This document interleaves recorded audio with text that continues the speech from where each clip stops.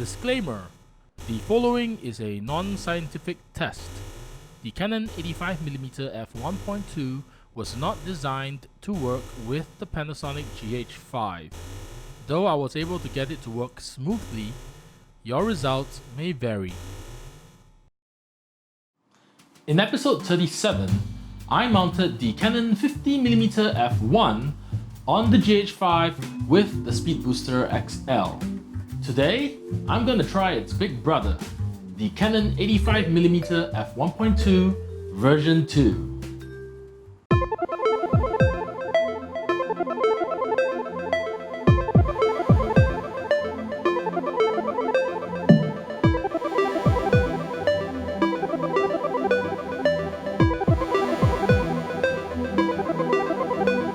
I love the bokeh produced by the Canon 85mm f1.2 when used with full-frame cameras. So I was curious, what kind of results will I get if I mount it on the GH5 with the Speedbooster XL? Well, I decided to test it out. But as soon as I mounted the lens, this happened. It's just like the 50mm f1 all over again. Only this time, it opens up to a maximum aperture of f1.2 instead of f1. Unfortunately, to verify that the speed booster is indeed working and only just showing an incorrect aperture, I will need to compare it with a 108mm f1.5 lens, which I don't own. However, since the Canon 85mm f1.2 and the 50mm f1 share a similar optical design, and the speed booster did work with the 50mm f1.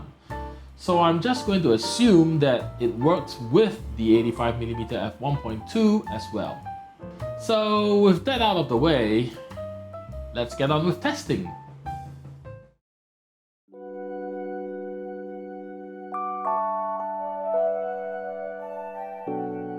So I'm just going to jump in and talk about the bokeh first. It's good. The dreamy smooth quality is still very much here. Sure, it probably looks better on a full frame camera, but what we have here is still very impressive. And you know what else is great? The image quality. Compared to the 50mm f1, everything looks noticeably clearer.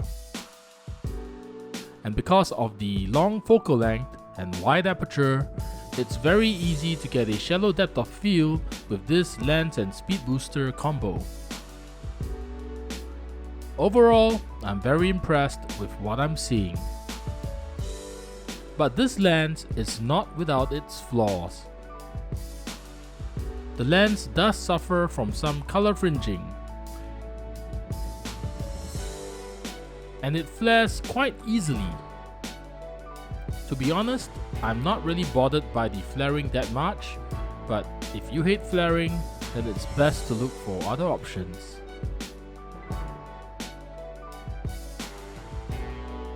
Wide open sharpness is okay.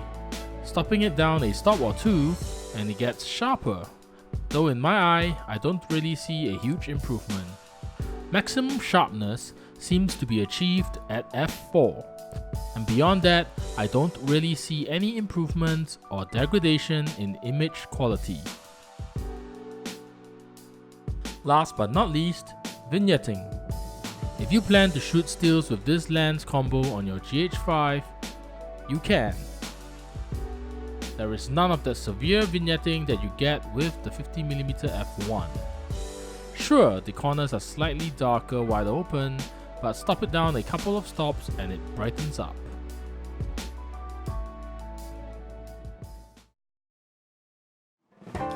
So, to sum everything up, combining the 85mm f1.2 with the Speedbooster XL will give you great results. There is no vignetting when shooting stills, and the bokeh is smooth, making it great for portraits. The only problem is cost. Though significantly cheaper than the Canon 50mm f1, the 85mm f1.2 is still an expensive lens. And you would need to factor in the cost for a Speedbooster XL, which is also quite expensive. But if you have a lot of money to spare, and if you need a full frame equivalent of 108mm f1.5 for a Micro Four Thirds system, then you should totally go for it, because you won't be disappointed. Until next time, see ya!